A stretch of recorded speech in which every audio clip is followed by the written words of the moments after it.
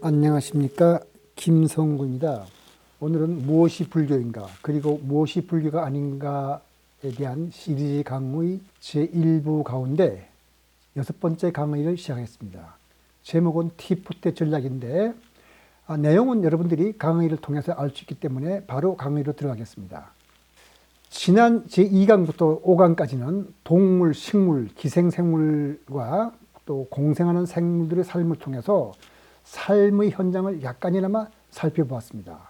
우리가 살펴본 건 정말 실제 일하는 것 중에 100만 분의 1도 안 되겠죠. 그래서 약간 살펴봤는데 그 내용을 요약하면 다음과 같습니다. 자연의 생명체는 살아남는 것이 최우선이며 이것을 위해서는 폭력과 속임수를 동원합니다. 경쟁이 최우선이며 선악이 따로 없는 가운데서도 또 공생과 협력은 양쪽에 이득을 주기 때문에 공생과 협력을 하기도 합니다. 그럼에도 불구하고 공생에도 냉정함이 있다는 얘기를 제가 콩가식물과 뿌리옥박테리아 예를 들어서 설명을 드렸습니다.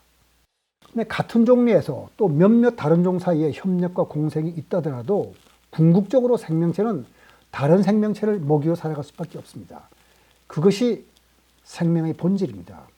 그렇다면 생명체가 성공적으로 살아남고 번성하려면 경쟁을 피할 수는 없는데 생명체 전체에서나 이러한 일은 인간 세계에서 똑같이 일어나기 때문에 어떻게 살아가는 것이 제일 좋은 전략인가 하는 것을 알아보는 것이 오늘 강의 내용입니다. 오랜 인류 진화 역사에서 가장 큰 위험과 적은 누구냐면 다름 아닌 인간입니다. 5,000년 전에도 대규모 전쟁이 있었습니다.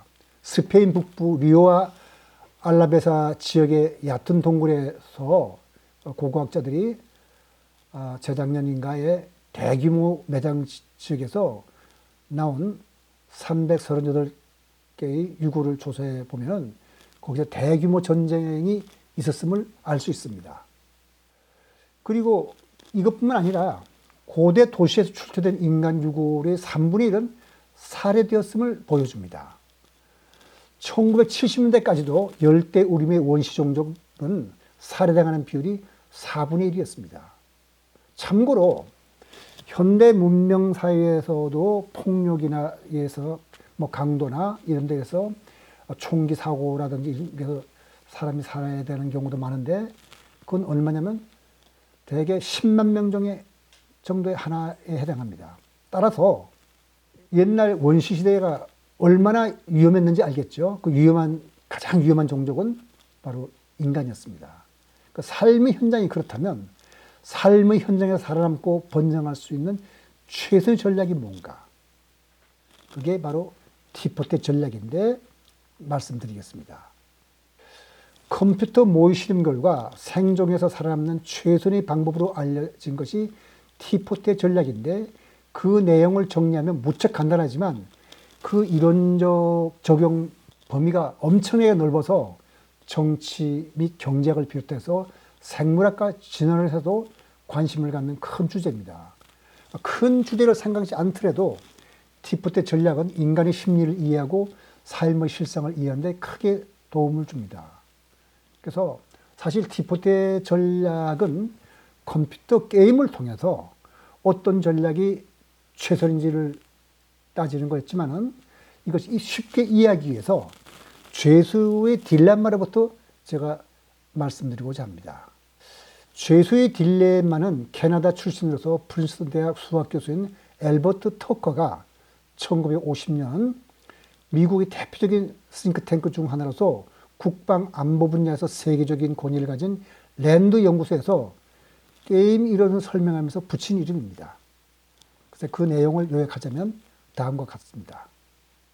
뭐냐면 공범으로 의심되는 두 명의 용의자 A와 B가 경찰에 체포되었습니다. 경찰은 이 두 용의자가 서로 상의를 못하도록 각각 독방에 수감되어서 서로 의견을 주고받을 수 없게 만들고 이제 두 사람을 각각을 취재하는데 근데 경찰은 어떤 약점이냐면은 확실한 증거는 없어요. 100%.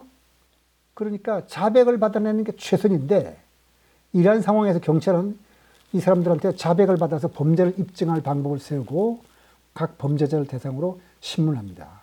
그래서 경찰은 두 공범을 따로따로 수사실을 불러서 각자에게 동일한 제안을 건넵니다. 무슨 제안이냐면은 둘 다 자백하지 않고 묵비권을 행사하면 증거 불충분이기 때문에 둘 다 징역 1년을 선고받게 됩니다.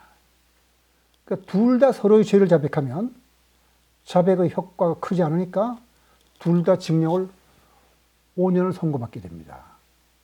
그런데 누구 한 사람은 자백하고 다른 한 명이 묵비권을 행사하면 자백한 사람 석방되고 침묵을 지킨 공범은 징역 10년을 선고받게 됩니다. 자, 이제 이 두 용의자는 자백하는 것이 이득인지 아니면 자백하지 않는 것이 이득인지 따지게 됩니다. 이게 뭐냐면은 우리가 이 사람들 사는 세상에서 살아가는 그 어떤 환경을 우리가 지금 죄수 입장으로 만들어서 생각해 보라고 지금 터커가 이렇게 만들어낸 거죠. 그러니까 사실 여기 죄수는 실제 죄수라기보다도 우리가 살아가면서 우리끼리 겪는 얘기를 이렇게 지금 죄수의 딜레마로 쉽게 간단하게 만들어낸 겁니다. 그러니까 이 내용을 한눈에 한번 보기 좋게 제가 정리해 봤습니다. 둘 다 침묵을 지켜요. 말을 하지 않는 거죠. 그러니까 경찰은 확실한 증거가 없으니까 둘 다 징역 1년 삽니다. 근데 둘 다 자백을 하게 되면 자백한 효과가 별로 없으니까 둘 다 5년 징역을 삽니다. 그래, 자백했기 때문에 감형을 해줘서 5년. 근데 한 사람은 자백을 하고 한 사람은 입을 딱 다물면은 자백한 사람은 무죄고 입을 다문 사람은 10년 징역을 처하는 거죠. 알기 쉽죠, 지금? 그럼 여러분들 어떻게 하겠습니까? 두 사람이 각자의 이익을 위해서 이성적으로 행동한다고 가정하면 상대방이 취하는 행동과 무관하게 자신이 자백하는 것이 이득이 되므로 둘 다 자백을 선택하게 되죠. 그 결과 둘 다 5년의 징역을 살게 됩니다. 각자가 최선의 이익을 보려는 행동으로 인해서 오히려 둘 다 큰 손해를 보는 거죠. 반대로 두 사람 모두 공공의 이익을 위해서 나 혼자만 생각하는 것이 아니라 저 친구가 생각해갖고 내 이익을 포기하고 공공의 이익을 생각한다면 둘 다 1년밖에 징역을 살지 않으니까 이게 크죠. 그러면 사람들은 어느 쪽을 선택할까요? 삶의 현장을 살펴보면 둘 다 자백하고 둘 다 5년의 징역을 살게 될 가능성이 훨씬 큽니다. 이게 현실이죠.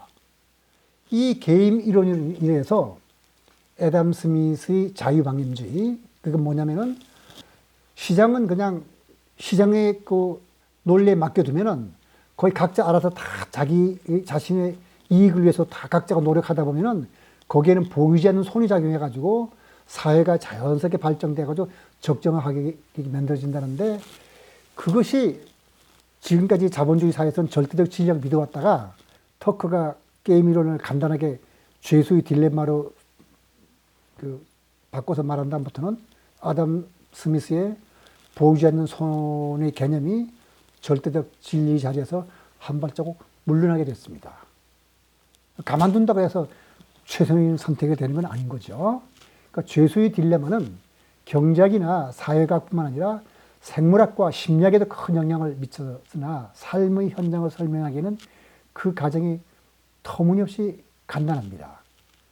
그래서 보다 현실에 가까운 가정을 세울 필요가 있습니다. 어떻게 세우냐면은 두 사람이 한 번 만나고 다시 만날 일이 없다면 사기를 치거나 도둑질을 해도 책 잡히는 일이 없을 겁니다. 그러나 우리가 사람이 사는 그 사회라는 집단에 속한 개체는 협력을 하든 배신을 하든 여러 번 만날 기회가 있게 됩니다. 그러니까 죄수가 아까 한 번 그냥 감옥에 갇혔다가 끝내는 것이 아니라 계속 만난다는 그런 뜻입니다. 그럼 이것을 게임 이론으로 바꿔 생각하면 문제는 두 죄수가 한 번의 신문과 재판을 거치지 않고 앞으로도 계속 만나게 된다면 어떻게 행동하는 것이 좋을까로 문제가 바뀌게 되겠네요. 거기에 대해서 게임 이론을 해보면 항상 이기는 것이 티포트 전략입니다. 그게 뭐냐면은 컴퓨터 모의 실험 결과 생존 경제에 살아남는 최선의 방법을 알려진 것이 티포테 전략인데 그 내용을 정리하면 아래와 같이 간답니다. 처음에는 내가 만나는 모든 사람들에게 잘합니다.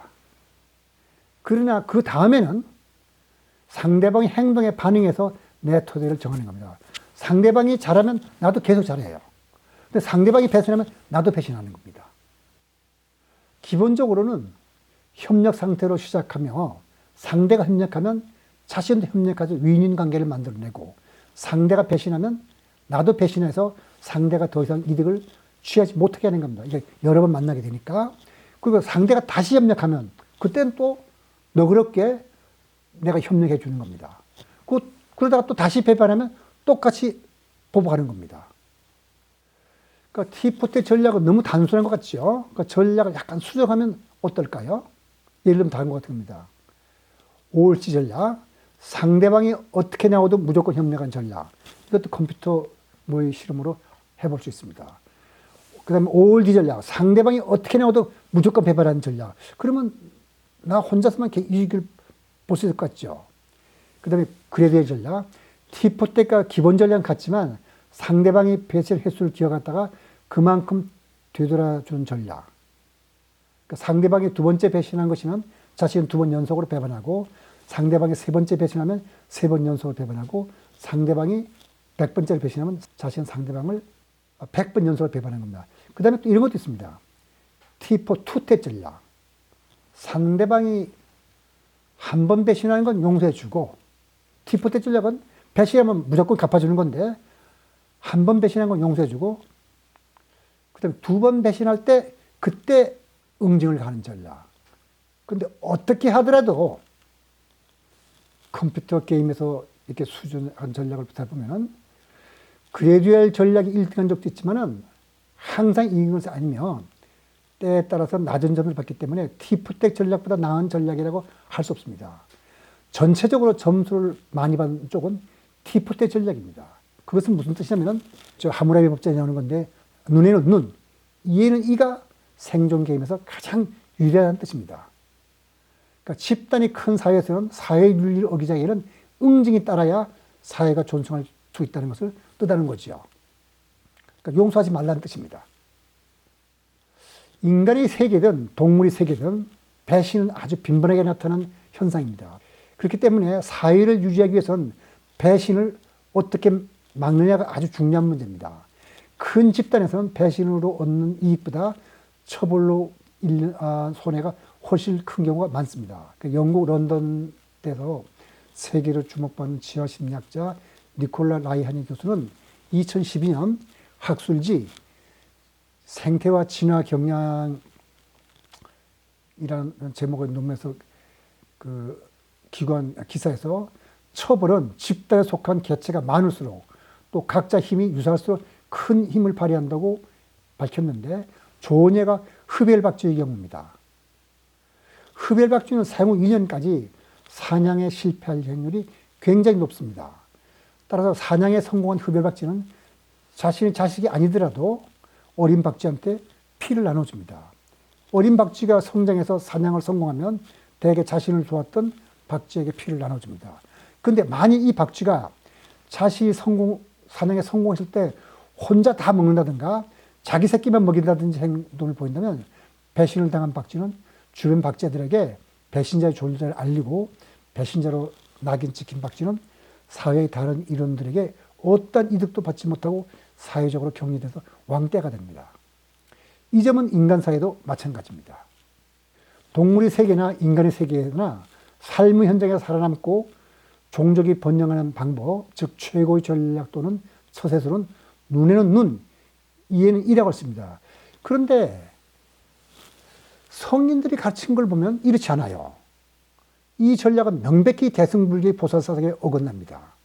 그러면 보살사상이 아니더라도 성인들은 받은 대로 갚아주라고 가르치지 않습니다. 그러면 성인들은 왜 그렇게 가르쳤는지 그 가르침 의미에 대해서 우리가 생각할 필요가 있겠죠. 그 성인들이 가르침에 대해서는 다음 7강에 살펴보기로 하고 오늘 강의 여기서 마치도록 하겠습니다.